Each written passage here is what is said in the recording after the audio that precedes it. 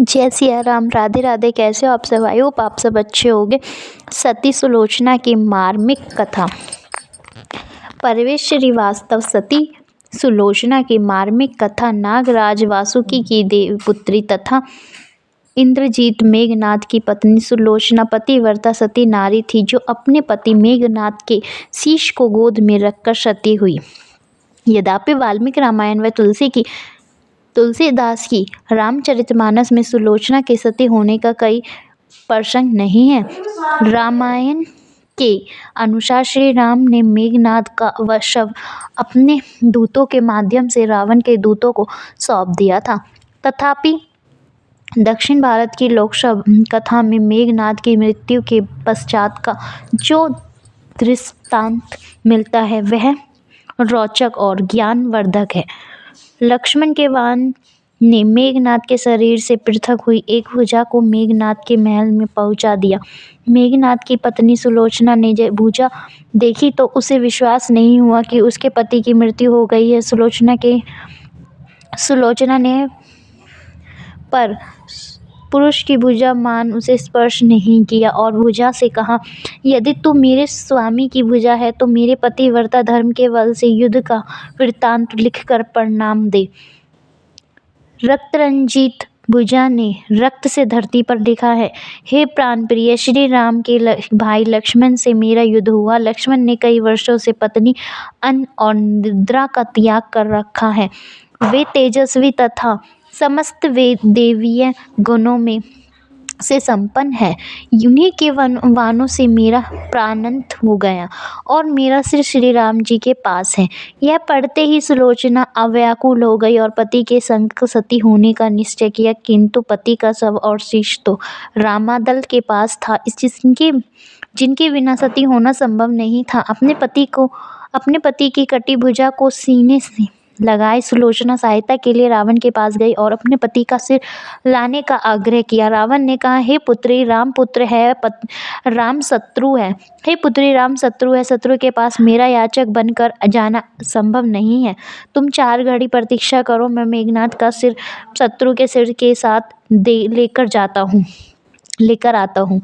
सुलोचना को रावण की बात पर विश्वास नहीं हुआ और निराश होकर वह मंदोदरी के पास गई और महारानी मंदोदरी ने कहा, देवी तुम भगवान श्री राम के पास जाओ, वह बहुत दयालु है। जिस समाज में बाल ब्रह्मचारी हनुमान, परम जितेंद्रिय लक्ष्मण और त्रिलोकीनाथ भगवान श्री राम विद्यमान है, उस समाज में जाने से डरना नहीं है चाहिए।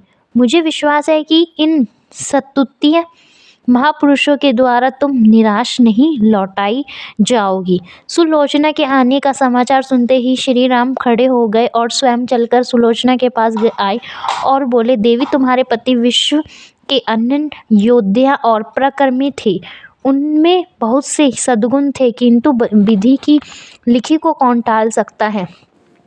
सुलोचना भगवान की स्तुति करने लगी। श्री राम ने उसे बीच में से टोकते हुए कहा, देवी मुझे लज्जित ना करो, मैं जानता हूँ कि आप परम सती है और पतिव्रता नारी की महिमा अपार है।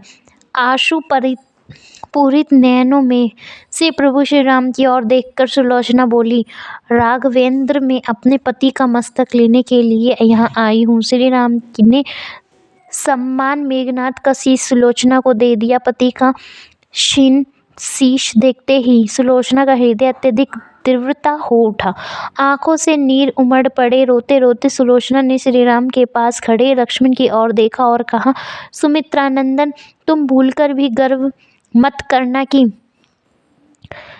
मेघनाथ का वध आपने किया है। इंद्रजीत मेघनाथ को धराशायी करने की शक्ति विश्व में किसी के पास नहीं थी। यह तो 2 पतिव्रता नारियों का भाग्य था। आपकी पत्नी भी पतिव्रता है और मैं भी पति चरणों में अनुरुक्ति रखने वाली उनकी अनन्य भक्त हूँ। इतना ही अंतर है कि मेरे पति एक पतिव्रता नारी का अपहरण करने वाले पिता का अन्न खाते थे और उन्हीं के पक्ष में युद्ध लड़ रहे थे। इसी कारण वह परलोक सिधारे।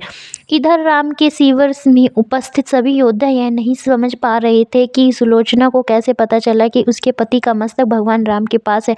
सुग्रीव ने पूछ ही तो लिया कि उन्हें कैसे पता चला, उन्हें कैसे ज्ञात हुआ। मेघनाद की शीश श्री राम के सीवर में है, सुलोचना ने स्पष्टता से पूछा। भुजा का सारा घटनाक्रम बता दिया और व्यंग्य भरे शब्दों में सुग्रीव बोले उठे निष्प्राण, भुजा यदि लिखी जा सकती है तो फिर यह कटा हुआ सिर भी हंस सकता है। श्री राम ने कहा, व्यर्थ बातें मत करो मित्र, सती नारी के तप से सब कुछ संभव है, लेकिन शिविरार्थियों के मुख के भावों से आहत सुलोचना ने कहा, यदि मैं मन वचन और कर्म से पति को देवता मानती हूँ तो मेरे पति का यह निर्जीव मस्तक हंस उठे। सभी अभी सुलोचना की बात पूरी ही नहीं हुई थी कि कटा हुआ मस्तक जोरों से अट्ठास कर हंसने लगाया। यह देखकर सभी दंग रह गए। सभी ने पतिव्रता सुलोचना को प्रणाम किया। सभी पतिव्रता की इस महिमा से परिचित हो गए थे। सुलोचना ने श्री राम से प्रार्थना की, भगवान आज मेरे पति की अंत्येष्टि क्रिया है, मैं उनकी सहचरी उनसे मिलने जा रही हूँ, अतः आज युद्ध बंद रखे। श्री राम ने सुलोचना को प्रार्थना स्वीकार कर ली। मेघनाद के अंतिम संस्कार के लिए एक दिन युद्ध नहीं हुआ, यह प्रसंग रामायण में वर्णित है।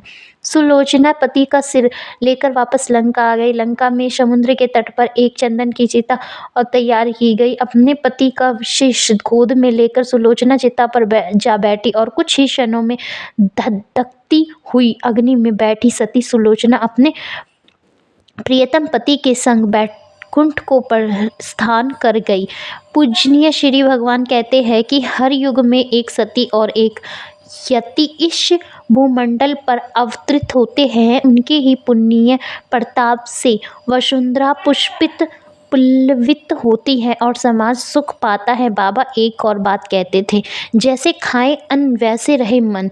सती नारियों के यशोगान की कथाएं हमारे ग्रंथों में सृजित है, जो निरंतर समाज को मार्गदर्शन और प्रेरणा देने का कार्य करती है। विडंबना यह है कि आधुनिकता की नकली चकाचौंध ने हमारे नेत्रों पर माया का पर्दा डाल दिया है और हम हमारी संस्कृति, संस्कार और अपने यशस्वी इतिहास से विमुख होते जा रहे हैं।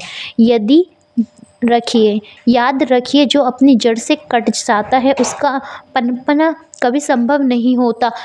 जैसे आराम वीडियो अच्छी लगे तो प्लीज़ चैनल को लाइक एंड सब्सक्राइब करना ना भूलें। Thank you for watching this video.